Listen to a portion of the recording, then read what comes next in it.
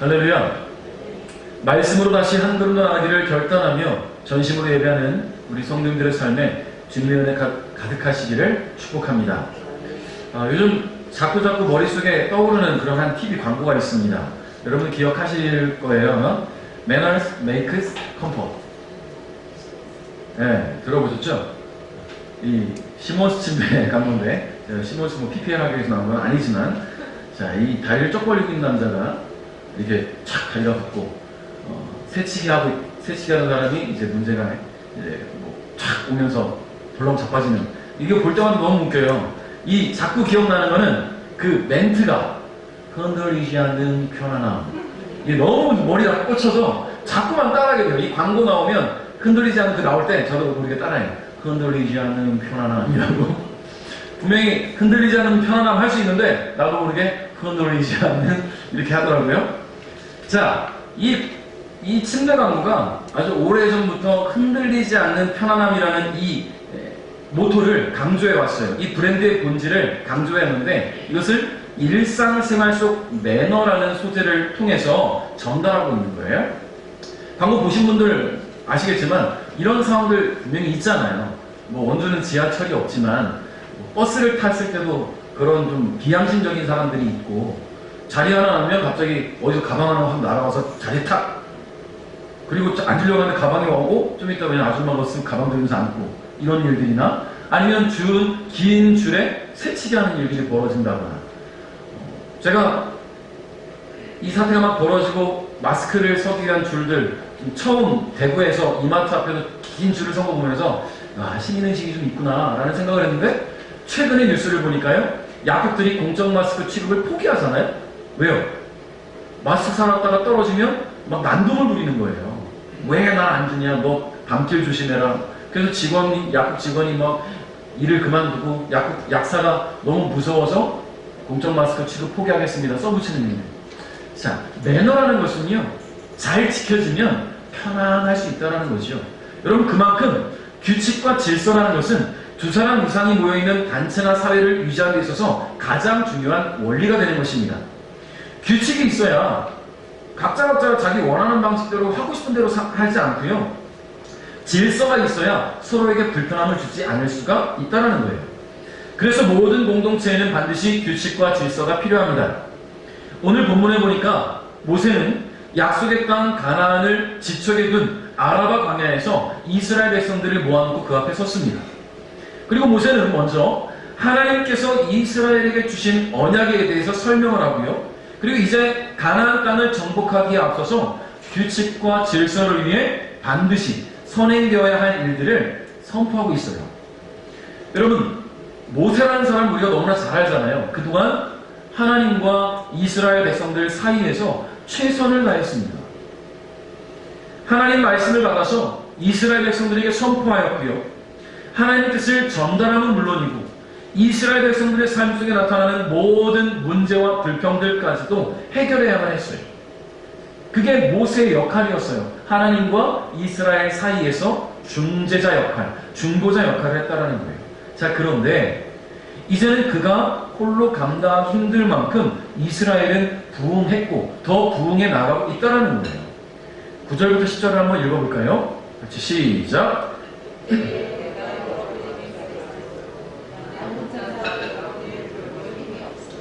여러분의 하나님 여호와께서 여러분의 수를 하늘의 별처럼 많게 해주셨소. 아멘. 여러분, 지금까지 모세는요, 광야에서 그 많은 이스라엘 백성들을 하나님의 주권과 섭리 속에 인도해 왔습니다. 광야에서는 모세 홀로 고군분투하는 것이 그나마 가능했어요. 왜냐하면 하나님께서 모세의 리더십을 지켜주셨고요, 반항하거나 어떤 반역을 일으킬 때마다 하나님의 능력을 보이셨기 때문이죠. 그리고 그 광야에서의 삶을 통해 이스라엘은 모세의 리더십과 그를 통해 드러나는 하나님의 능력을 경험했기 때문에 홀로 고군분투하는 것이 그나마 가능했다는 거예요. 여러분, 그런데 이제는 좀 상황이 달라집니다. 그들은 이제 더 이상 광야에 떠돌아다닐 게 아니고요, 가나안 땅에 정착해야 되는 상황이 눈앞에 지금 펼쳐지고 있어요. 여러분, 이스라엘 백성의 수가 워낙 많기 때문에 12지파가 한 지역, 한 동네에서 모여 살 수가 없어요.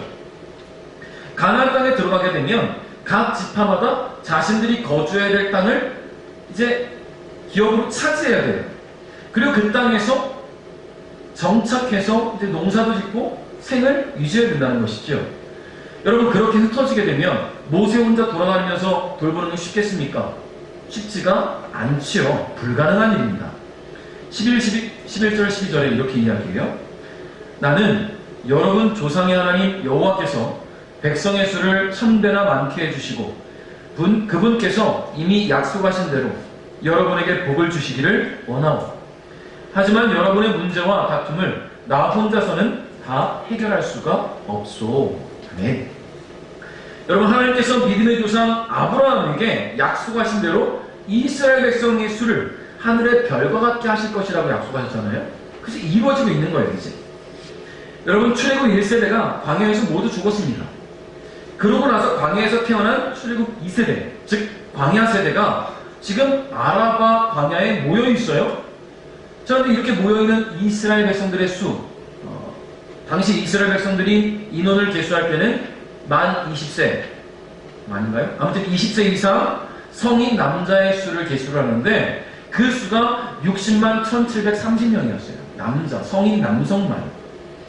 이때에 여기에 노인과 여자와 아이들을 포함하면 대략 200만 정도라고 우리는 추정을 하지요. 여러분, 그런 이스라엘 백성의 수가 이제 정착하게 되면 더 많아질 거 아닙니까? 광야에서도 지금 200만인데 정착하게 되면 더 많아지지 않겠어요? 그 많은 사람이 어떻게 한 동네에 살겠습니까? 원주시 인구가 33만이에요. 그죠? 근데 200만이 원주에서 살 수 있겠어요? 쉽지 않죠.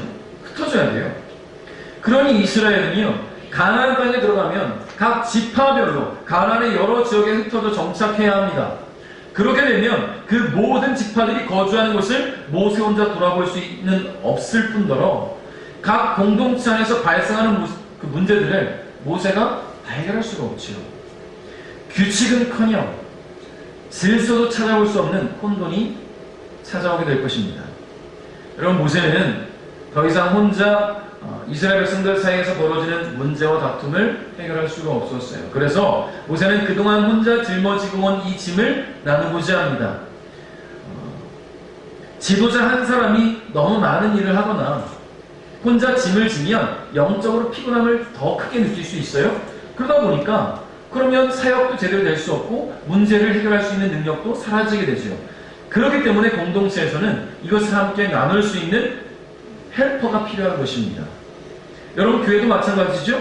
목사 혼자 고군분투한다고 이 목회가 되어지는 것은 아니에요. 돕는 손길들이 필요합니다. 여러분, 베들교회도 그런 돕는 손길들이 있어요. 하나님께서 붙여주시고 함께 세워주신 분들, 우리 부목사님이나 우리 장로님이나 우리 전도사님이나 우리 집사님들 모두가 바로 그런 역할들을 하고 있는 거예요. 함께 곁에서 도와주기 때문에 한 걸음 한 걸음 나아가는 것이 가능하다는 것이요. 만약에 제가 혼자 이것을 다 감당하려 했다면 물론 처음에는 호기롭게 하겠죠. 그러나 육신도 지치고 영도 지치고 정신도 지치면 어느샌가 무기력해지는 모습들이 보여지게 될 것이고, 그러다 보면 결국 공동체가 와야 되는 일은 시간 문제라는 거죠.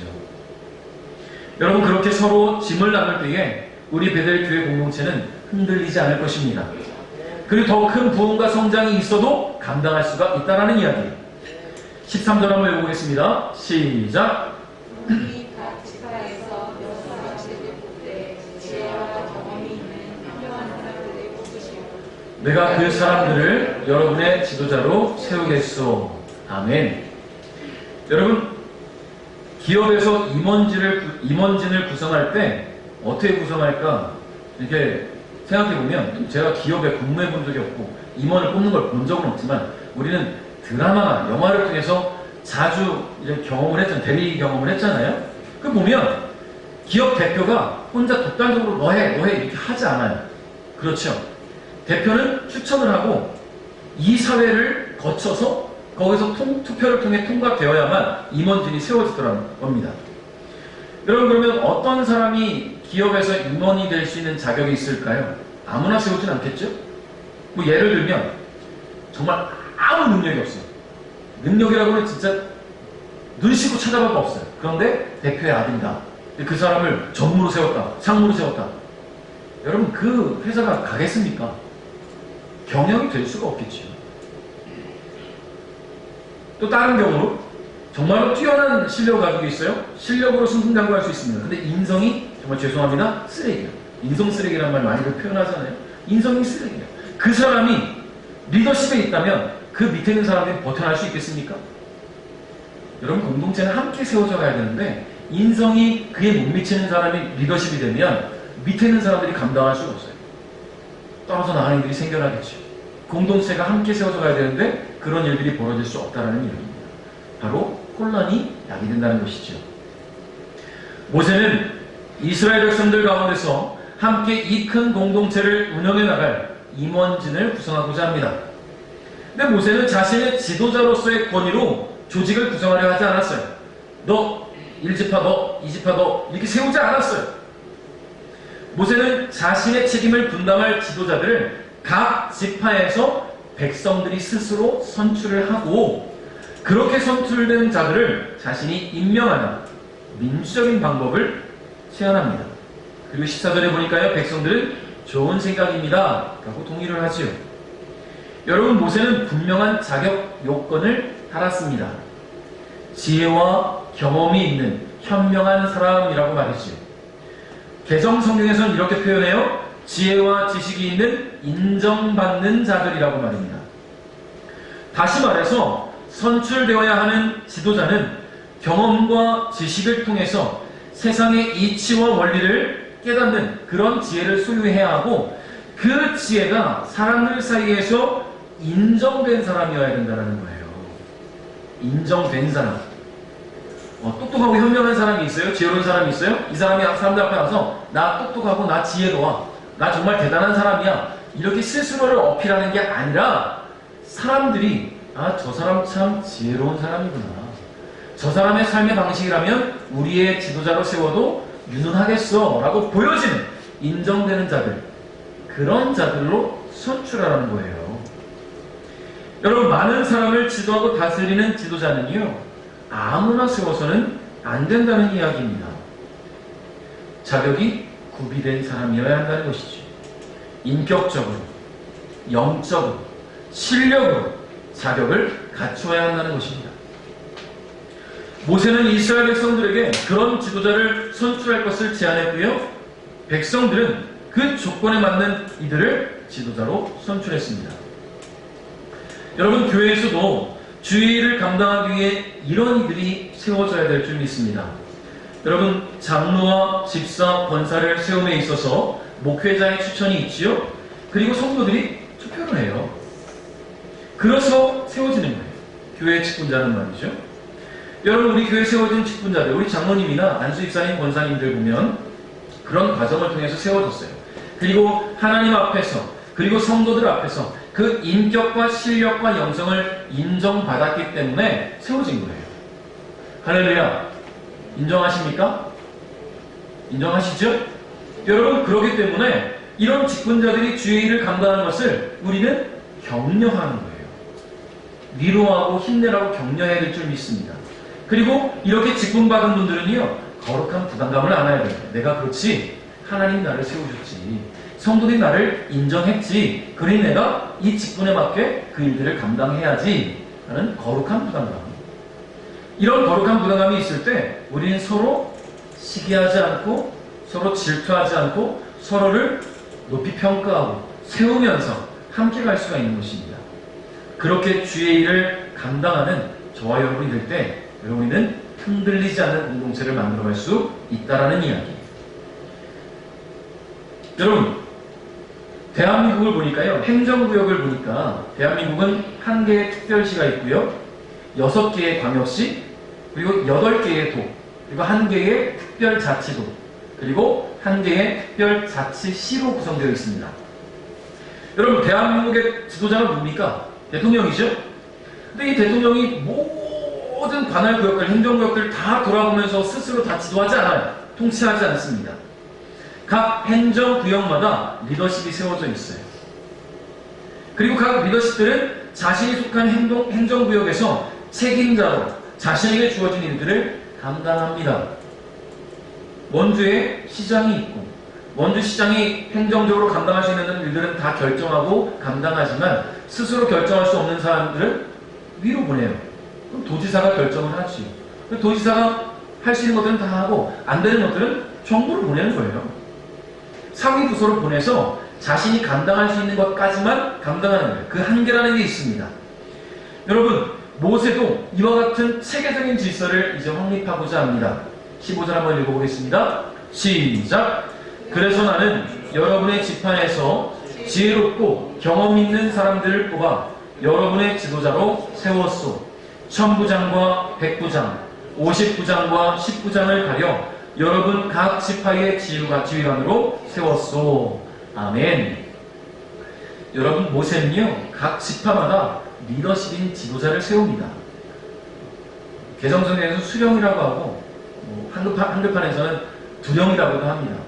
보통 우리가 수령 그러면 왠지 수령님 생각나서 쉬운 성경에서는 지도자라고 잘 표현한 것 같아요. 두령 그러면 뭐 산적 두령 같잖아요.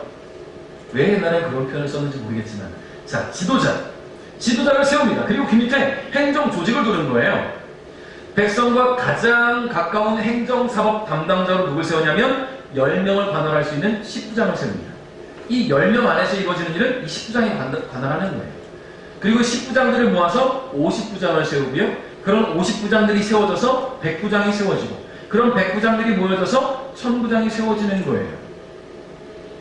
여러분, 이들 관리자들은 모두 자신이 감당할 수 있는 한계점이 있어요.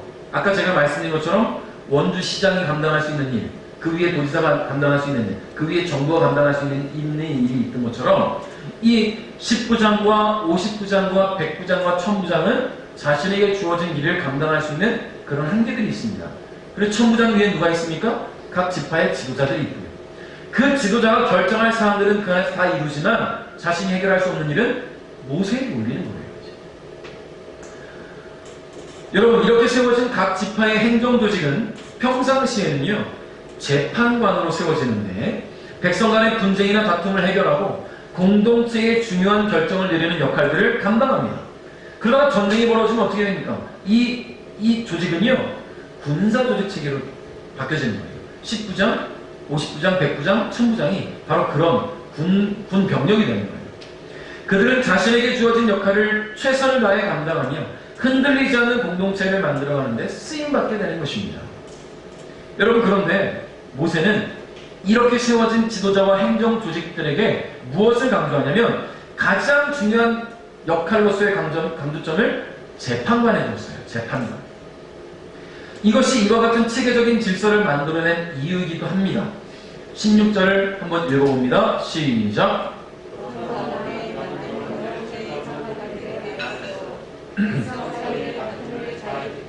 이스라엘 백성 사이의 일이나 이스라엘 백성과 외국인 사이의 일이나 모두 공정하게 재판하시오. 아멘. 할렐루야. 자, 여기서 공정하게로 번역된 히브리어 원어는 체데크라는 단어를 쓰고 있는데요. 그 단어의 뜻이 뭐냐? 정의, 공의라는 의미를 지니고 있습니다. 여러분, 공의라는 단어는 우리가 공의라는 단어를 떠올릴 때 먼저 생각나는 한 분이 있죠? 하나님. 하나님의 속성이 바로 이 공의라는 단어에 담겨 있습니다. 여러분, 그렇기 때문에 하나님의 속성을 나타내는 이 단어는요, 재판의 그 기준이 되는 중요한 기본 원리가 되는 것입니다. 즉, 재판은 재판하는 자의 가치 기준과 의지에 맡겨지는 것이 아니고 하나님의 공의에 따라 이루어져야 함을 보여주는 것이라는 겁니다. 그래서 모세는 17절을 통해서 그 원리들을 자세히 설명해 주는데 이렇게 얘기해요. 재판할 때에는 사람의 얼굴을 보지 말고 신분이 높은 사람과 낮은 사람의 말을 똑같이 들어주시오. 재판은 하나님께 속한 일이니 사람을 두려워하지 마시오. 어려운 문제가 생기면 나에게 가져오시오. 내가 듣고 결정을 내리겠소. 여러분, 무슨 말입니까? 재판할 때 유의사항 같은 거예요. 첫 번째 뭡니까? 사람의 얼굴을 보지 말 것. 즉, 외모로 판단하지 말라는 거예요.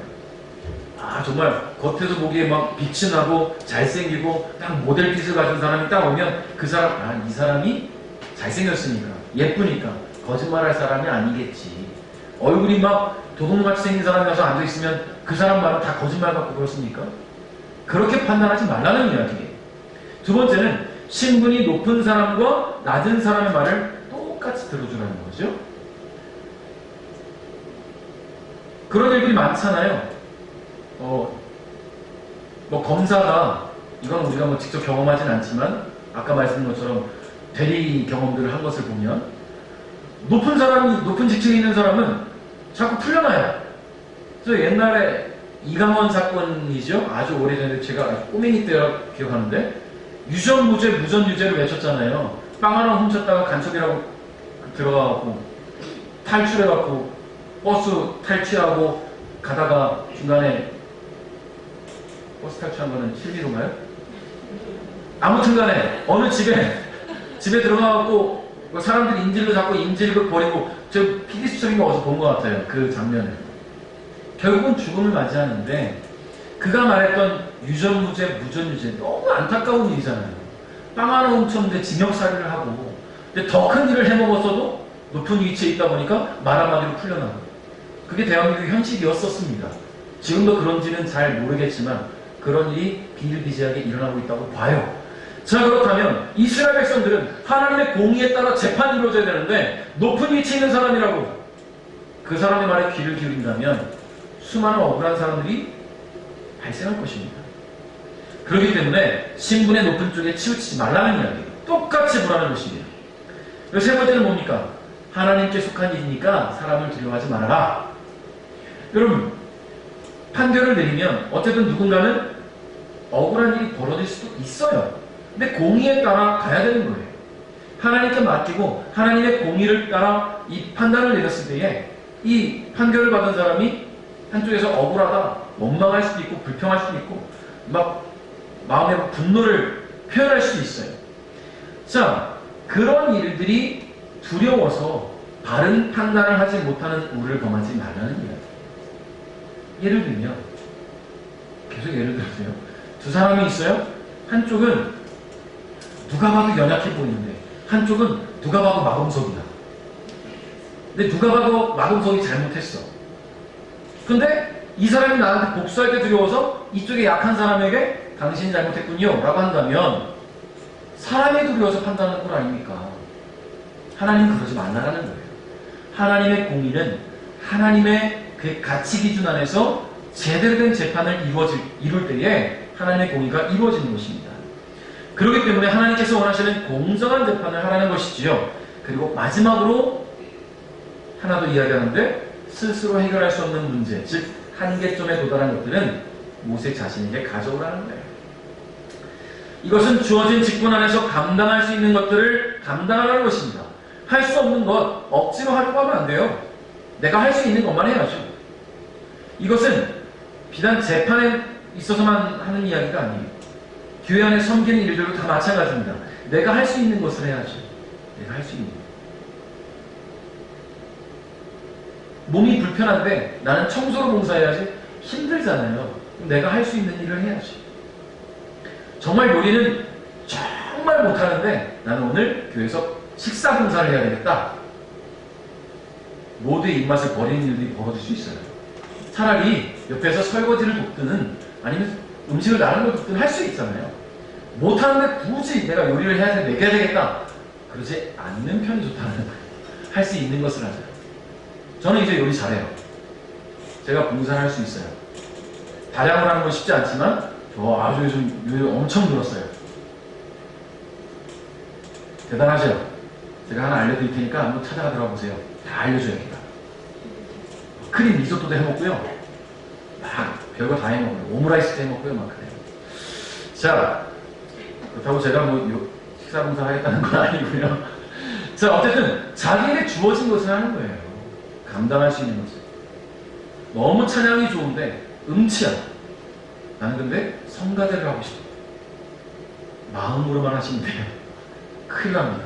여러분, 자신에게 주어진 것들, 내가 할 수 있는 것들, 내가 할 수 있는 그 감당할 수 있는 범위 내에서 일들을 감당할 때 내게 주신 달란트가 하나님 앞에 빛을 발할 수 있다는 것을 여러분 기억하시기 바랍니다. 여러분, 오래전에 제가 한 드라마에서 본 장면이 있어요. 각 직분마다, 각 위치마다 자신이 해야 될 일들을 해야 되고 그 한계점까지만 해야 되는데, 이 드라마에서 딱 그 장면을 너무 잘 다뤄놨는데 한번 잠깐 볼게요. 조금만 버티면 끝나니까. 일어나보다 월급 적은 이유가 뭔지 아냐? 이런 일 있으면 나한테 보자질하고 내 뒤에 숨어도 된다는 뜻이야. 나는 그거 해결하니까 월급 많이 가져가는 거고. 설계비 못 받은 돈도 2억 가까이 되니까. 못 받은 돈이 얼마든 네 가치는 그 돈보다 500원 더 많아. 2억 500원. 어디 한 번도 안 망해본 놈이 돈 때문에 몸을 사려? 난 3번이나 망해봤는데. 감사합니다. 그리고 정말 죄송합니다. 몸 힘든 일은 시켜도 마음 힘든 일은 안 시켜. 죄송하면 오늘 야근해. 앞으로 야근은 숙명이고. 오케이? 네! 보시죠? 이게 무슨 상황이냐면, 그 밑에 이 군대 부축 있는, 반창고 부축 있는 직원이 거래처 사장한테 가서 이제 돈을 받아야 되는데, 돈은 떼먹고 자꾸만 일은 다시 해와 이러는 거예요. 근데 갔더니 컵을 집어 던졌어요. 그 파편에 맞아 다친 거예요. 그거를 대표가 듣고서 화가 나서 가고 악덕업주에게 병을 집어던지고 그러고 왔어요. 당신하고 거래 안 해 하고. 그리고 한 얘기가 이거예요. 내가 너보다 월급 많이 가져가는 이유가 바로 이거다. 내 뒤에 숨으면 된다. 네가 할 수 있는 일까지만 해. 못하겠으면 나한테 얘기해. 그거예요. 멋있죠? 여러분, 하나님께서는요, 모세를 세우실 때에, 모세의 이 직분자들을 세울 때에 그렇게 세우라고 한 거예요. 체계적으로 자신이 할 수 있는 것까지만 하면 돼요. 내가 감당할 수 없는 일은 맡겨야죠. 여러분, 이것은 우리 모든 성도들에게 주어진 하나님 주신 축복입니다. 내가 해결할 수 있는 문제들은 해결하십시오. 근데 안 돼요? 기도 당연히 하지만 내가 혼자 기도하는 것이 쉽지 않다면 여러분 공동체 안에 같이 기도하는 거예요. 목장 안에서 함께 기도하시고, 목장 안에서 기도하는 것들이 부족하다 느껴진다면 여러분 목사에게 얘기하십시오. 같이 기도하는 거예요. 하나님께 올려지고 하나님께서 이 모든 문제를 해결하실 것을 바라보면서 우리가 함께 그 일들을 이겨내는 거예요. 해내는 것이죠. 여러분, 결국 하나님께서 이 조직 체계를 만들어 놓으신 것은 하나님의 일들이 원만하게 온 백성 안에서, 온 성도 안에서 원만하게 이루어지기를 원하셨기 때문입니다. 그러게 될 때에 오늘 제목에 말씀드린 것처럼 흔들리지 않는 공동체가 발생합니다. 흔들리지 않는 공동체. 여러분, 이것이 조직을 구성한 이유이기 때문임을 여러분 기억하시기 바랍니다. 말씀을 맺겠습니다. 하나님께서 이 세상을 창조하실 때에도 질서가 있었어요? 첫날 하나님이 사람을 창조하시진 않았잖아요.